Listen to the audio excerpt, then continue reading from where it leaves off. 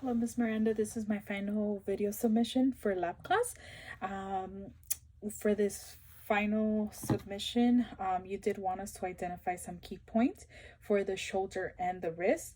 You wanted us to walk you through the setup of a shoulder MRI and a wrist MRI, what coils we use, and how we position the patient, what laser landmark, and describe the angulation coverage for an axial sequence, sagittal sequence, and a coronal sequence for the shoulder and the wrist.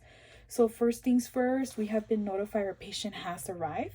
Now that our patient has arrived, we are going to review our order, make sure that we do have the right ICD code, and then we're going to make sure that we check the physician order having the doctor's name, the patient's name, the date of birth, the signature.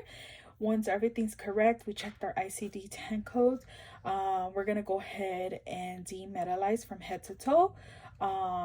We're gonna go ahead and demetallize from head to toe. We're gonna remove all pens, all our bobby pins, keys, wallet, chains. We're gonna leave that all behind in our locker.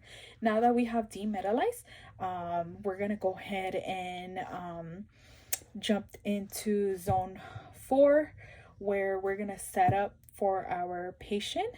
We're gonna make sure that we do go ahead and change the linens, clean the pillow sheets, new linens. We're gonna make sure we leave the headphones for our patients there for it to be easier access for our patient. We're also gonna make sure we did grab our right coil.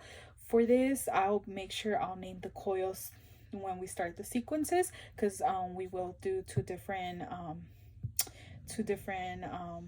anatomies, so it's gonna be different coils. So once we have everything out for our patient, we're ready to go out to get our patient. We're gonna make sure that the door locks behind us so that there's no accidents in that transition. We're gonna start with the shoulder portion. So you want us to name the coils that we're going to use. The correct coil for my patient for running a shoulder MRI, we're going to use the shoulder coil.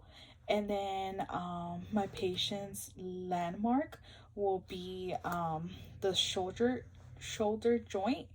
And then my patient will be positioned supine head first. For an axial shoulder, we're going to plan this on a coronal, and we're going to angle perpendicular to the joint space.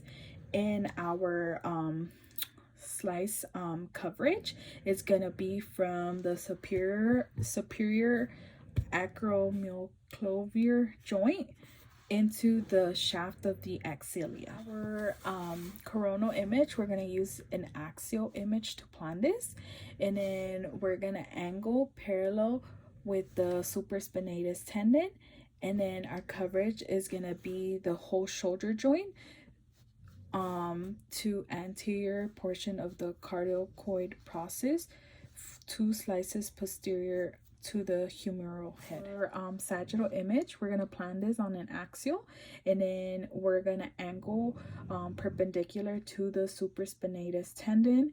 Our coverage would be from the deltoid muscle to the 2 slices medial to the glenoid. We'll be moving on to the wrist. For the wrist, I am gonna use the same setup as mentioned before at the beginning of this video. The only thing that changes is the landmark, the coils we use, and then the positioning of the patient. So we'll start off with the coils. For the coils, we could use the high definition knee coil, the flex coil, and the wrist coil. And then my patient's landmark is the carpals. And the positioning would be Superman prone. Our axial wrist, we're going to use a coronal to plan this. Our angulation, we're going to angle parallel to the joint space. And then our coverage would be metacarpals to the radius and the ulna, and covering the entire wrist. And then we'll move on to our coronal, For our coronal, we're going to use an axial to plan this. We're going to angle parallel to the radius and the ulna. And then our coverage would be from the dorsal to the palmar aspect. And then our sagittal, we're going to plan this on an axial. And then our coverage would be perpendicular to the distal radius and ulna. And then our coverage would be skin to skin. That's the end of my video. Thank you so much for watching it, Ms. Miranda. Thank you for the last 10 weeks in lab. I did learn so much filming videos and trying to memorize how to do every sequence for each anatomy. I'm so sorry if you did hear noise in the background today. It is my bulldog, my English bulldog. It sounds like he just got off a 10-12 hour shift. But yeah, thank you.